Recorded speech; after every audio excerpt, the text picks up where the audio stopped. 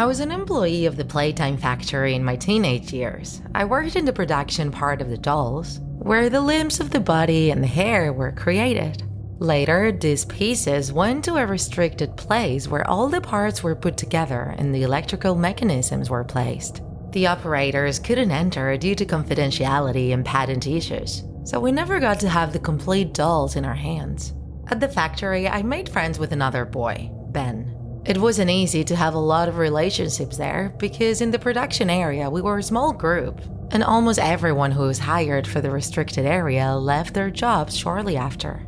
Ben and I worked for a year until we decided to look for better salary conditions. The people in charge of the company would come looking for us at our homes and threaten us. And finally, we had to move to another city and start a new life. 10 years passed and I still had a good friendship with Ben.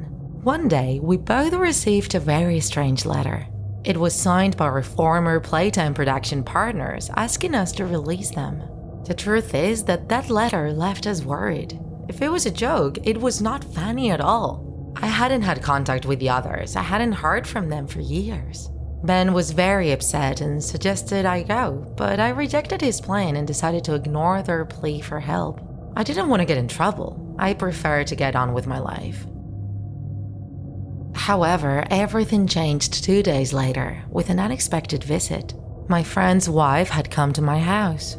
Through tears, she told me that he hadn't been home for more than a day and wasn't answering her calls either. All she knew was that he was going to meet up with old co-workers, but he had never spent the night out unannounced.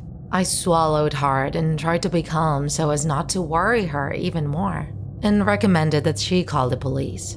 I knew I hadn't done anything, but I felt guilty for leaving Ben alone. I grabbed my car keys and headed towards the town where the factory was located. It had been so many years since I'd been there, and I was surprised to see it abandoned. My friend's car was in the parking lot, but it was empty. What was the point of that? Ben had been there, no doubt, so I decided to go into the factory to see if he was hurt. I went to the front door, and to my surprise, it was not locked. I entered and walked towards the reception of the factory. There was a glass case there that was open. It looked like the display case of something very valuable, but someone had already taken what was inside. With each step I took, the rooms grew darker and darker. I had to help myself with the flashlight of my phone.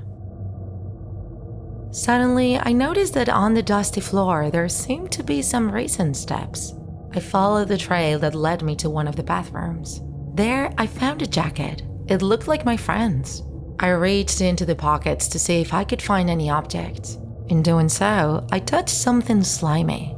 I focused the flashlight and saw that my hands were covered in blood.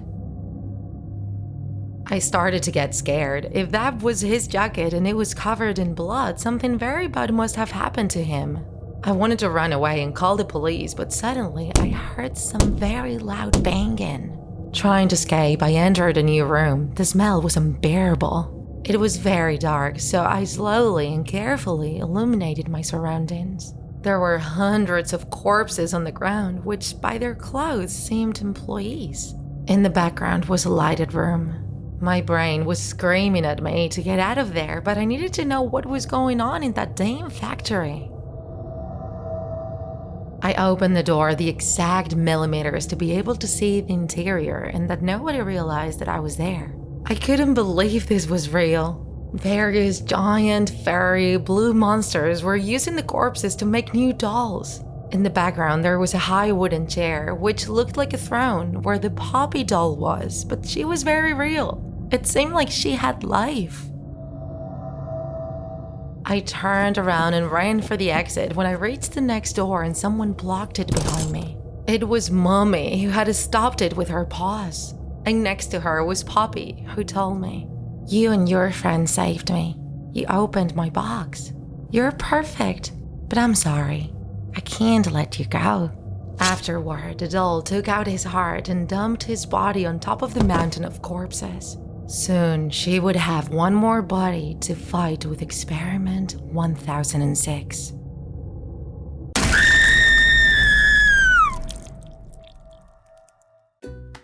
If you enjoyed this video, don't forget to like it. And if you want to see more Draw My Life videos, subscribe to our channel. See you in the next episode!